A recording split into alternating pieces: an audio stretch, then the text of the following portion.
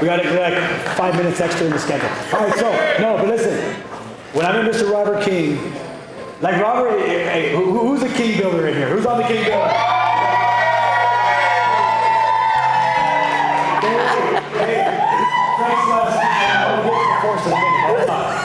So the first time I met him, this dude grabs me, and he said, I see something. Look, there ain't no one in my life ever talked to me like I talked to you here. Sometimes it's a little weird when you first start, like, it's a little weird. But like, you got this grown man grabbing me, he's like, grabs me, he's like, you're gonna do something awesome. And I'm like, all right, I'm listening to that guy. And he's praying on me, and he's praying for my family.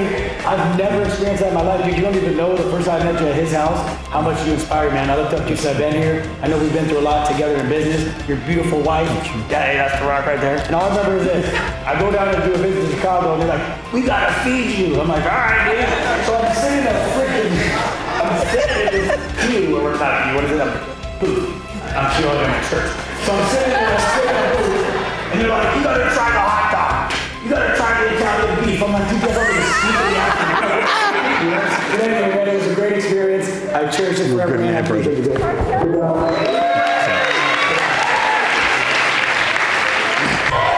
I got a question to ask. How many leaders are out here? Raise your hand if you're a leader. I said, raise your hand if you're a leader. Let's get some energy in this place. I like energy.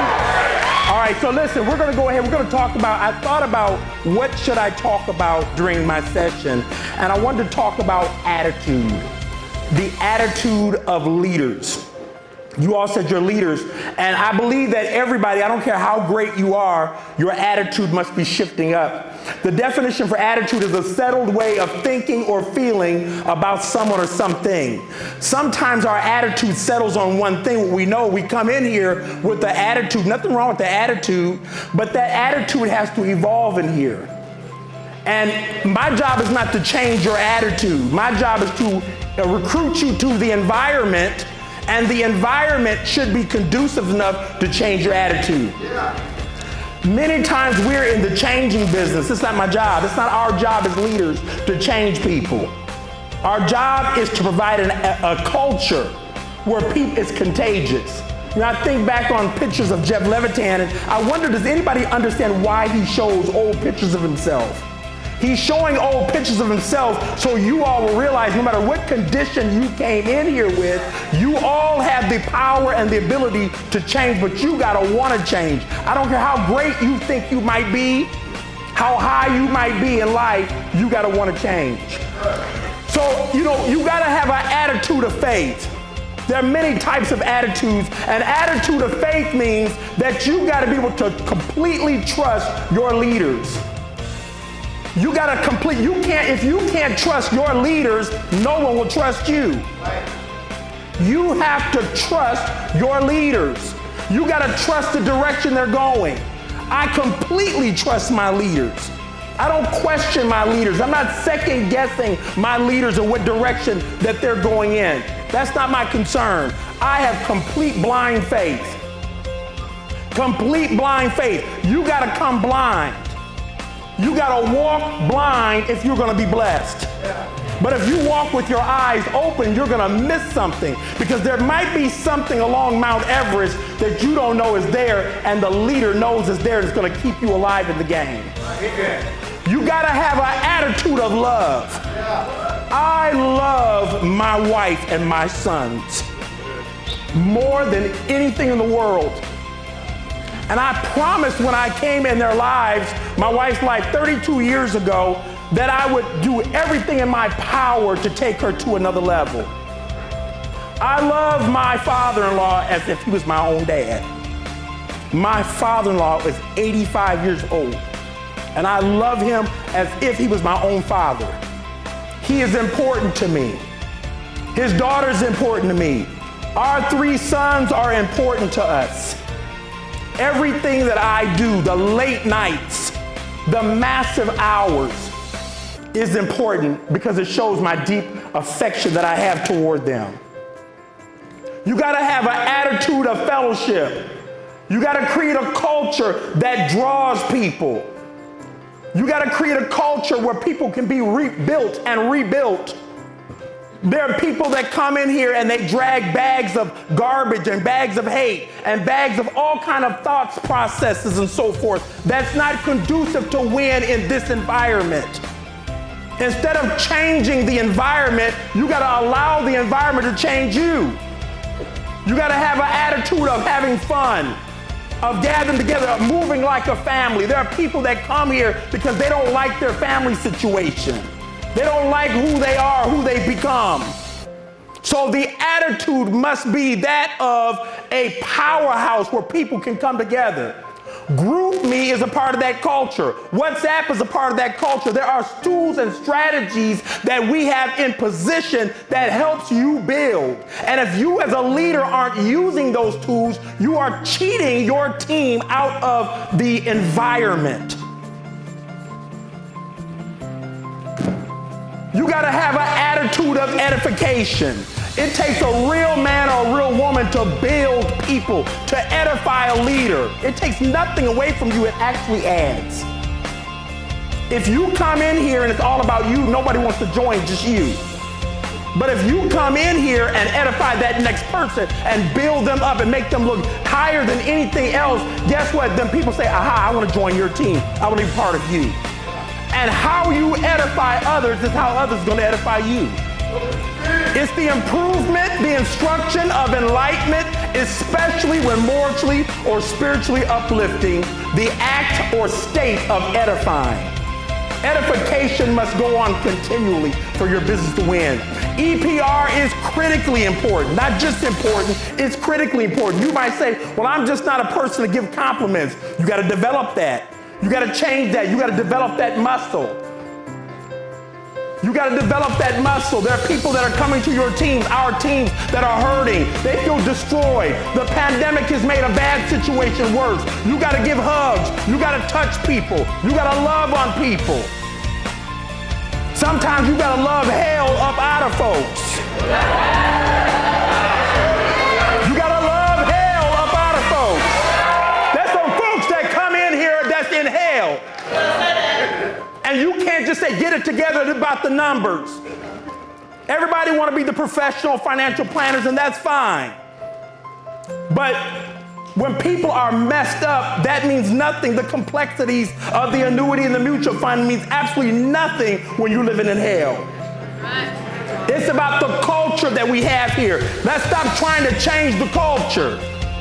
Let's embrace the culture so that we can build and be big.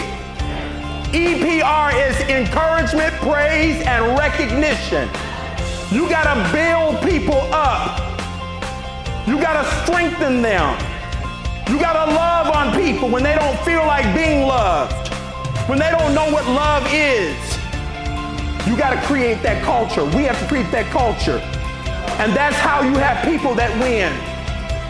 Had I not have encouraged Tina in 3 days and 5 days to go to Washington, D.C., I wasn't afraid to challenge her. What kind of leader is afraid of challenging people? Why are you holding back, scared that the person's going to reject you? I'm not afraid of rejection. I embrace rejection. I expect rejection. I eat rejection for lunch.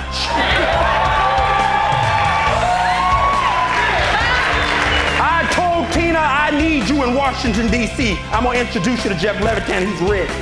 Yes, I did. Hey, I got to leverage whatever I got. I'm going to introduce you to Jeff Levitan. I'm going to introduce you to Greg Kaplan. I say, powerful. I done stayed in his mansion. Don't you want to stay in his mansion? Well, yeah. I need you in Washington, D.C. And the next day, see, a lot of folks, they'll rest on that. Well, you know, I told them, no. Okay, where's your plane tickets? What airline are you flying? I'm organizing things. I need them to tell Mr. Levitan what airline you're flying out so we can expect your arrival. Are you flying in Dulles or are you flying in, which airport are you flying in? Well, see, I don't really, well, look, Tina, look. Now, you told me that this is what you wanted. Okay, you said you wanted this. And Mr. Levitan don't play, he's about business. So look, what do you want? Okay, I'm gonna get it. The next day, Tina, what are you staying with us at the Gaylord? What are you doing? Well, I don't have, look, Tina, you said, see, because if I'm gonna pour my time and my energy's precious. I'll be 55 years old July 4th. I don't got time to be wasting time on people that don't value my time. So you, I need you to move. When I ask you to move, how I ask you to move. So can I tell you what she did? Since she waited 3 more days for the event, look, Tina, you just got done telling me you wanted to be Mr. Levitan. Now look, don't have me looking bad in front of him because he's my friend. He mentors me.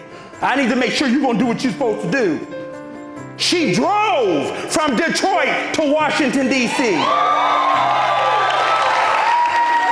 Now, had I not have challenged Tina Williams, I would have never met Art and Melinda Williams. I would have never had 2 ring earners because I was unafraid to challenge people. I had a young man, he got coded, Trey. He got coded literally 2 days ago. I said, look, you told me you wanted something this, right?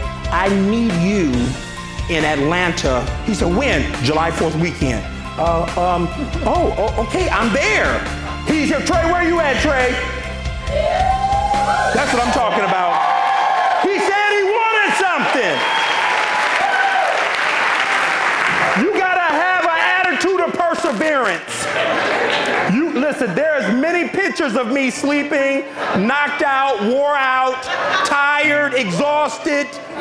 My team sneaks and takes pictures, literally wiped out, exhausted, still texting with the phone in your hand. I know many of you don't understand that.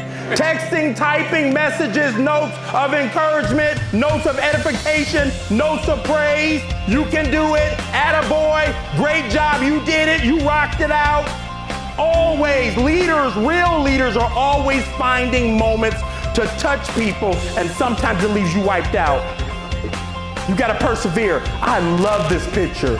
You gotta have an attitude of presence. Don't our leaders look wonderful? Don't they look magnificent? How much of them are you gleaning from? How much are you taking advantage of? Where is the level of growth? Our leaders pour their hearts out to us.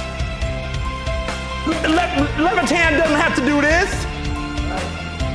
He does it because of the joy and remembering of where he came from and knowing the responsibility he has to take people forward. He loves everybody, but everybody's not going to the top of Mount Everest. But I tell you, I'm going. Are you going? Are you going to Mount Everest? You got to have an attitude of thanks. You got to be grateful for those that take their energy and time to push you forward. You got to be grateful. I'm grateful for my leaders. I'm grateful for any opportunity. When Frank's showing, he pours his heart out. I'm grateful. I don't take his leadership for granted. I don't take him for granted. Man, when Amy Shawn asked me about my numbers in 2019, I felt horrible because I felt like I was hurting their retirement. Do you feel like you're hurting your leader's retirement, or are you advancing it? Don't you realize that's an opportunity to give to people above you for all their hard work? I don't get a lot of okays on that one. I get it. Last one, you got to have an attitude of prayer. If you think you're going to come, this is not about a religion, but if you think you're going to come into this business and you're not going to have an attitude of prayer, a culture of prayer, a culture of understanding, you are mistaken. It takes that and more to function in this business. All right. Hey, right. You know what's good? Robert had his clock for his timer. He's never said forget. He said, forget. Hey, dude, that's awesome. All right, I love you. All right.